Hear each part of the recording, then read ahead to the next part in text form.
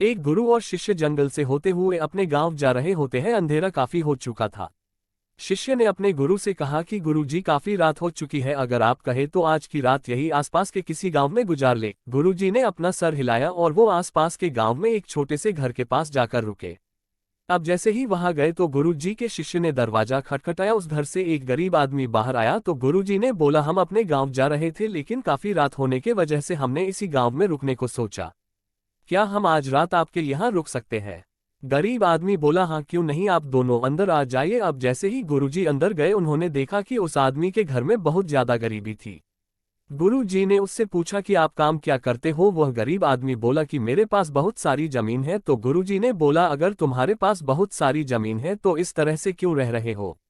वह आदमी बोला, वो किसी काम की नहीं है। गांव वाले बोलते हैं कि ये बंजर जमीन है, यहाँ पर कुछ भी नहीं उगाया जा सकता है और वहाँ फसल उगाना बहुत बड़ी बेवकूफ़ी है। गुरु जी ने बोला कि तुम्हारा गुजारा कैसे होता है? उसने बोला कि मेरे पास एक भैंस है जिससे मेरा पूरा घर चलता है। ये सुनने के बाद गुरुजी सो जाते हैं और रात में जब सब लोग सो रहे होते हैं तब गुरुजी अपने शिष्य को उठाते हैं और उस गरीब आदमी की भैंस लेकर अपने गांव चले जाते हैं। शिष्य अपने गुरु से पूछता है कि गुरुजी, कहीं आप ये गलत तो नहीं कर रहे हैं? उस गरीब आदमी की रोजी रोटी इसी भैंस की वजह से चलती है। तो गुरुजी अपने शिष्य की तरफ देखते हैं और मुस्कुराते हुए आगे बढ़ जाते हैं।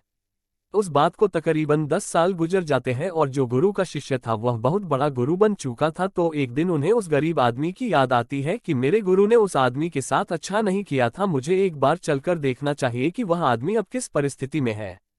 वह शिष्य उस गांव की तरफ जाता है और वहां जैसे ही पहुंचता है तो वह देखता है कि जहां पर उस गरीब आदमी का झोपड़ा था वहां पर एक बड़ा ही आलीशान महल बन चुका था और उस झोपड़ी के बाहर जो बंजर जमीन थी उस पर फल और फूलों के बगीचे थे।